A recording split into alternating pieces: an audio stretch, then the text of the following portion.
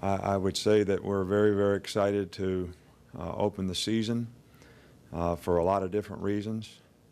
First of all, I think our players are probably tired of practicing against one another and looking forward to the season, the competition, trying to create an identity for themselves, which I think, is always the challenge for any team, but also for, maybe the sake of our community, from the standpoint of giving people, from a spiritual standpoint, something else to think about, something else to be passionate about, something else to create hope about, and also to continue to create awareness for the community that a lot of people are going to come to the game and see Tuscaloosa maybe for the first time, and maybe that'll inspire some people to continue to try to help to rebuild our community. So I think the number one thing that is a priority for our players is you got to kind of take the attitude in first games, especially when you're playing against a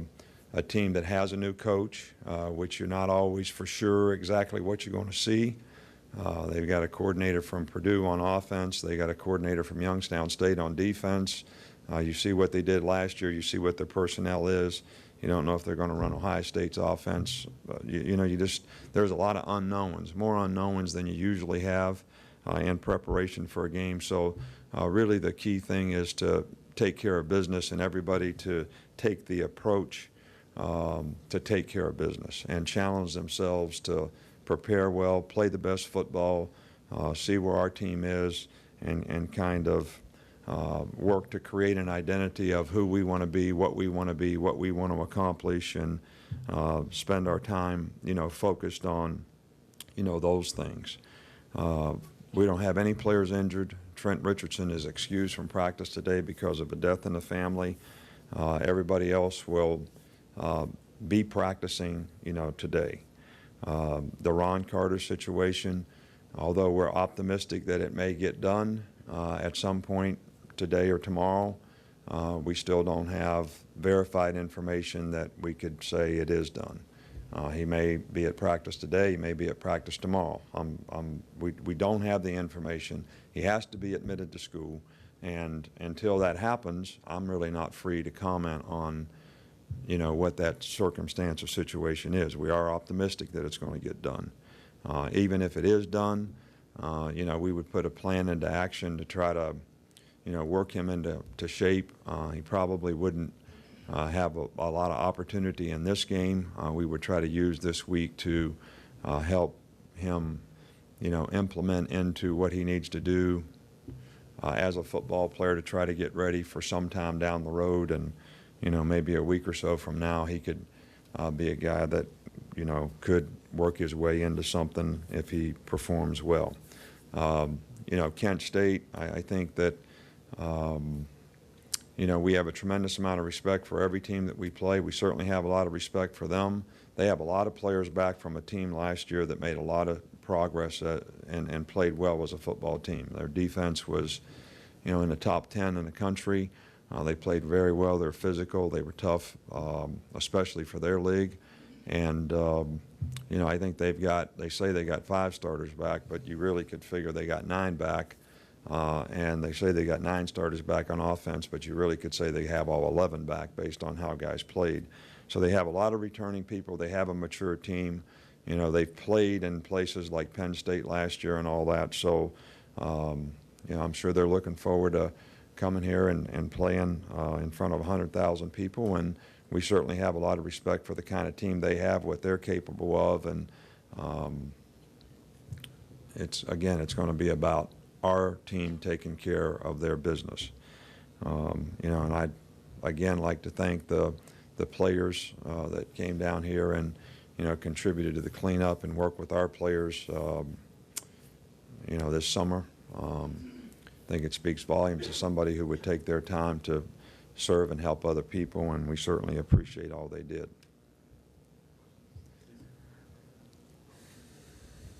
Coach, on the offensive line, are you still looking at Barrett at tackle and guard? We'll probably play him at both positions in the game. Right now he is playing left tackle, and Cyrus is making progress, and he's also playing left tackle. Barrett's also playing left guard, could play right guard where he started for 2 years, and he actually has played center.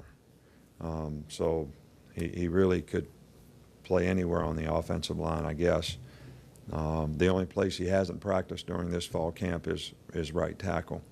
And, you know, I'm not one that likes to make multiple moves when you lose somebody, but we feel like, you know, we've got a little bit more depth in the offensive line, but we also feel like, you know, there are advantages and disadvantages to both when Barrett plays left tackle and when Barrett plays guard. So, you know, we're going to kind of give an opportunity. We want to see how Cyrus plays in this game. We will play him some in the game. It will be programmed as to how he plays, and we'll kind of make a determination from there how we go from there. That was my follow-up. Just how has he, when you talk about his progress in the past month, how has he progressed? He's done well, but, you know, I think, and you know, I think a lot of these guys, when they come to college, they've all have very good physical ability. And I think that they haven't had to pay attention to detail when it comes to technique. And it almost is a new horizon for them when all of a sudden, if they don't do it right, they're not just physically better than the other guy. So if they don't use technique, it creates an issue and a problem. And they don't even have a great capacity for learning technique because they've really never had to do it that much. And I think that's what a lot of our freshmen go through. And I'm not just talking specifically about Cyrus.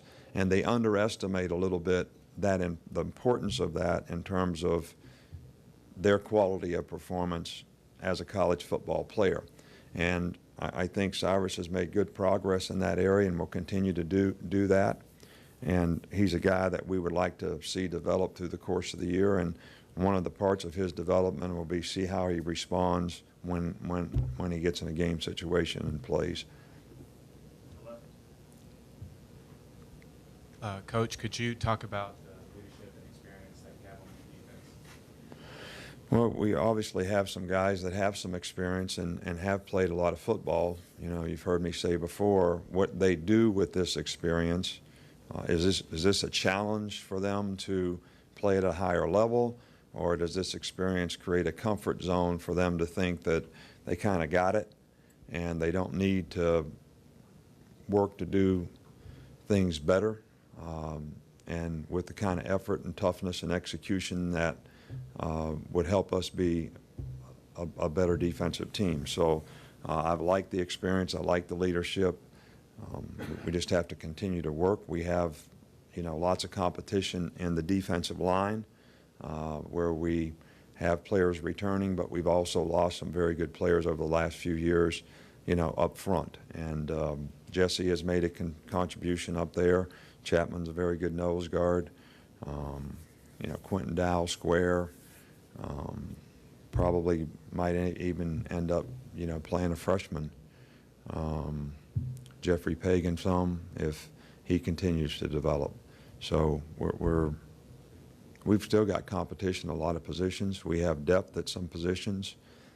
We've utilized different personnel packages to try to get guys roles and opportunities, and that's something that we'll continue to work on throughout the course of the year. Could you talk about Dante Hightower and all the work he's made since coming back from his injury and your expectations of him? Well, Dante is sort of, you know, I thought as the year progressed last year, played better and better and better, got more and more confident, probably got in a little better shape and condition as the year went on, and certainly has had a very good off-season, very good spring, very good off-season program, good summer, and has played extremely well. All this fall camp, showing really good leadership, and, you know, I think that's very, very important, you know, to our defensive team. He and Mark Barron both have shown very good leadership, and I think for them to continue to do that will help us develop as a defensive team. Coach, can you talk about Jarrell Harris's preseason and how far he's come over the last 4 years? Jarrell has had a very good fall camp, very good spring. Darrell has a couple different roles. You know, sometimes those roles are a little bit conflicting for him because he plays outside backer and regular, and he is a starting Sam. And then he plays nickel backer, but nickel backer is kind of an inside backer. So, and he's really the only guy that sort of has that crossover. But because he has a lot of experience doing both, I think he feels very comfortable doing that right now. But he's done a good job. He's also done a good job through the years on special teams, and we'll continue to use him in that regard as well.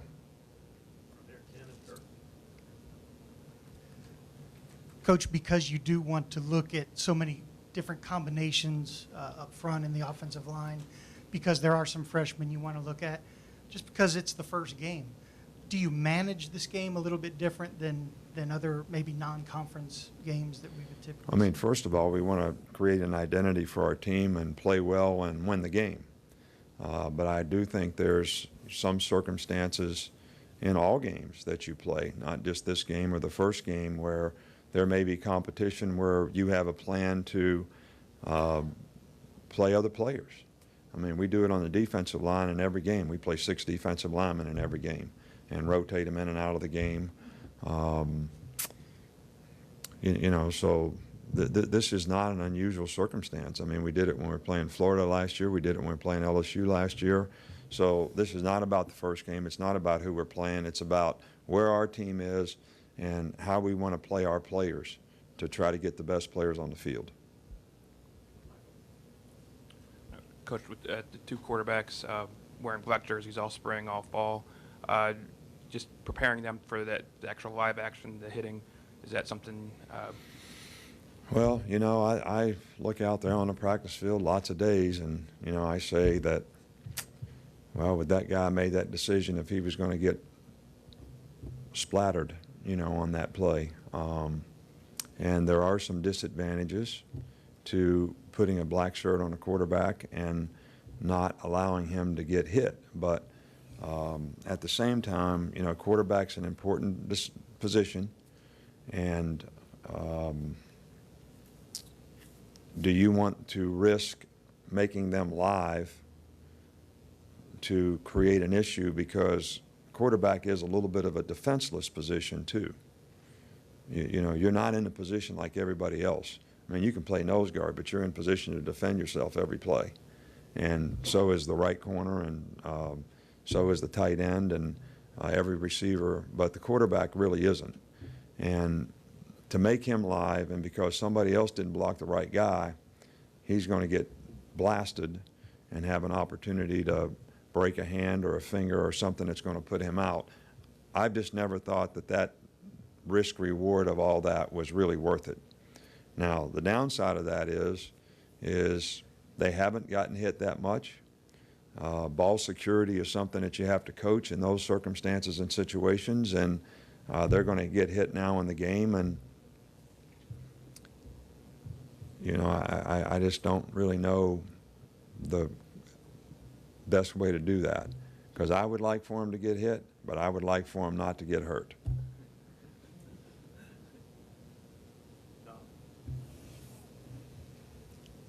This depth chart shows Mark Barron at free safety, Robert Lester at strong safety. Is that correct? Is that That's how they played all year last year. Okay.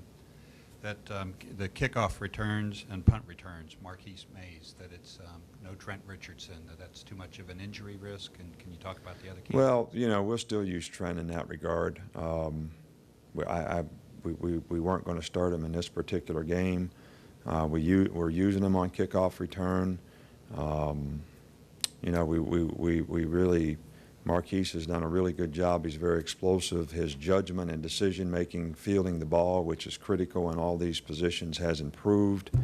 He got experience on punt return last year, so we want to see if there's some other players on our team that we can create roles for in that regard. That doesn't mean that Trent Richardson won't end up doing it again this year. The one thing that I would also add about, you know, when we play safeties, our safeties play right and left. All right, so until we get to the game, and have a real difference in who those guys are, because when you play right and left, they get to play strong safety, they get to play free safety. But when you play strong safety and free safety, if they change the strength of motion on offense, the free safety becomes the strong safety. So then that means they don't get to practice that. So now we get into the game, and we feel like those guys play better in those roles, and that's how they played all last year. But with some of the younger guys, we still play them right and left, so they get to practice both things. Coach David Barra from the Houston Chronicle. Do you have any thoughts in general on SEC expansion, and specifically on the possibility of Texas A&M, given its expressed interest in possibly leaving the Big 12, and at least expressing interest in applying to the SEC for membership?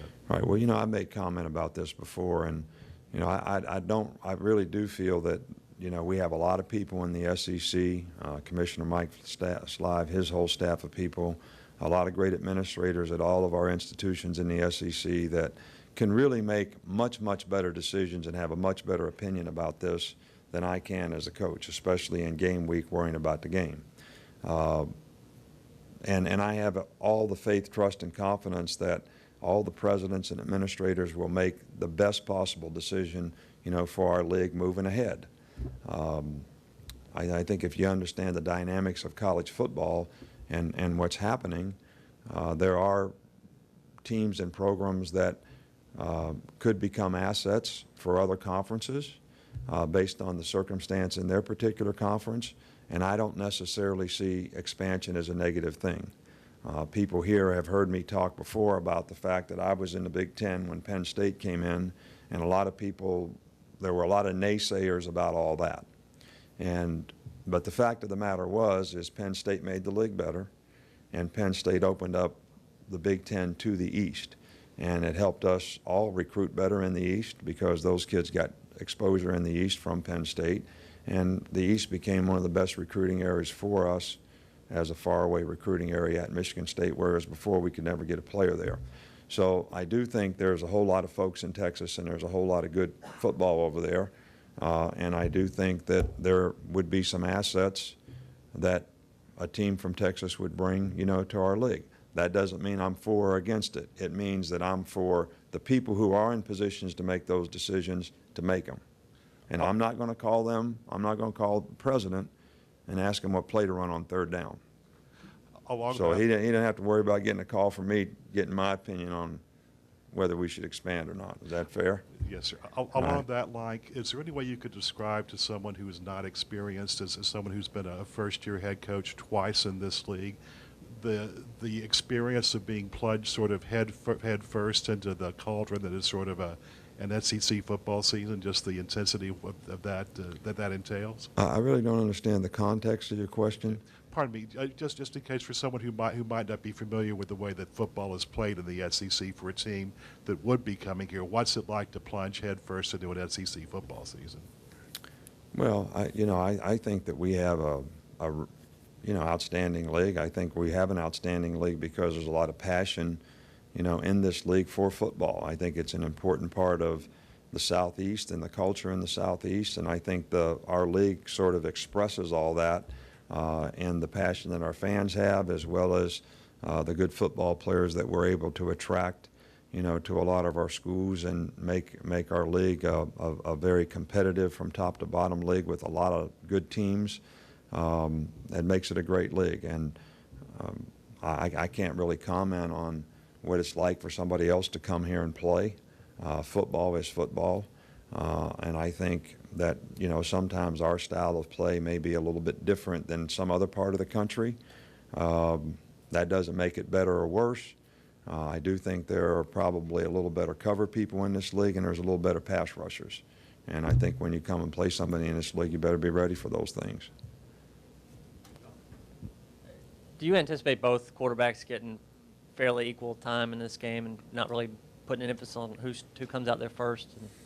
Well, I think one of them have to go out there first. I don't think that necessarily means that guy's the starter. And I think both guys will play in the game, and we will have a plan for both those guys to play in the game. I think it's out of fairness to them that they both get an opportunity to play in this game. And it's kind of what we've talked about. I don't think that one guy has, clearly separated himself from the other.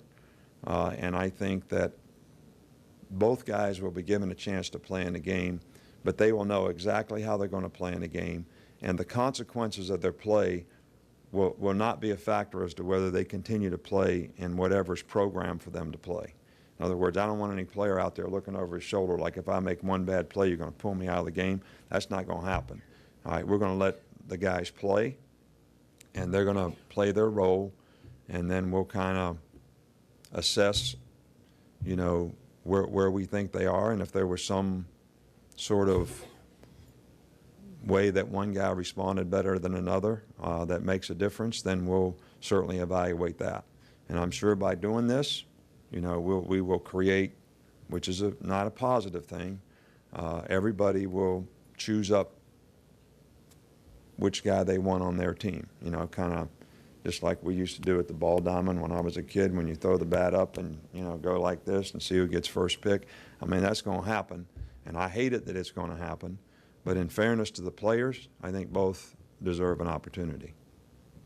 And different subject. If I'm reading between the lines, it seems like you like how your team has handled the expectations, the hype in this preseason. Do you like the attitude and the way they've approached all that? Well, I do like the attitude of the team. I like the way the team has approached the season. I think that hopefully the team has learned from past experiences that none of these things really matter, that all the things that are important is going to be how we perform, how we play with consistency, the kind of effort, the kind of toughness, the kind of competitive character that we have as a team. So all those things are going to get determined by what we do. The preseason stuff is all determined by what we've done in the past, which has nothing to do with what we do in the future. So, and I'm hopeful that the players have learned that by past experience. And it's just the way people think. And I don't care what game it is or what league you're playing in, you can't compete that way. And just because somebody could stand up and say, well, you beat Penn State last year, so you're going to go up there and play, it shouldn't be a problem this year. They're a better team this year, and they're tougher to play up there. So if you think like that, you're going to get beat. So if you think just because you're rated a certain way or somebody thinks, and it's flattering, and we appreciate the fact that the program is getting recognized and all that, but it doesn't really mean anything when it comes to the outcome that you get. It's based on what you do, what you earn, and you got to pay the price for success up front. And you can't hope for it. You got to do the work, put in the work, go into it with the idea that you deserve it, but you understand what it takes to earn it. Two more real quick. Coach, not to be too myopic about the depth chart, but Blake Sims isn't on there. Is he still being used in the same way he's been used, and has he had a good? Well, he should be on there. This is Jeff. You know how I am with depth charts. This is Jeff's depth chart. All right, so I should have probably looked at it closer. He is playing running back. He still is playing some quarterback, and he's doing a good job. So that's why I don't like depth charts. So as soon as you admit a guy, it creates a problem. So we make him a write-in candidate? All right. Last one, Don. Coach, going back to your start as a grad assistant at Kent State, 1973, I think it was, and if my math is correct, this would be the 39th season opener that you're getting ready for. What keeps the fire burning? What motivates you year in and year out during these openers? Well, Terry kind of reminded me that the other day that this will be our 40th anniversary coming up in December. She's reminding me already because we were actually married for a year before I started coaching. So that's the only way I figured out that this is 39 years. I thought it was more like 31 or 32, but you're right. But, I enjoy what I do. I really do. I really enjoy, coaching the players, teaching the players. I guess it's the competitive spirit of wanting to do things well, of not sort of having the kind of pride in your performance where you let somebody else sort of get ahead of you or get better than you or whatever you might say. And I think that it's just a part of who you are. And, you know, I still enjoy doing this a lot. I'm looking forward to, you know, the season. And, you know, I think our players are as well. And it's just exciting. I don't know what I could be doing this week that would be more exciting than this. And I think next week will be the same way. And, you know, so until that goes away, which I have no idea when that's going to happen, but there's no signs of it right yet. So we enjoy doing it. We love being here. And, you know, we have lots of challenges in the future. We have lots of challenges on our team right now. We have lots of challenges in this season. But those things are opportunities that, you know, are fun, and we're excited about, you know, the opportunities that we have with this team this year and the challenges that this season will bring. Thanks, Coach. All right, thank you.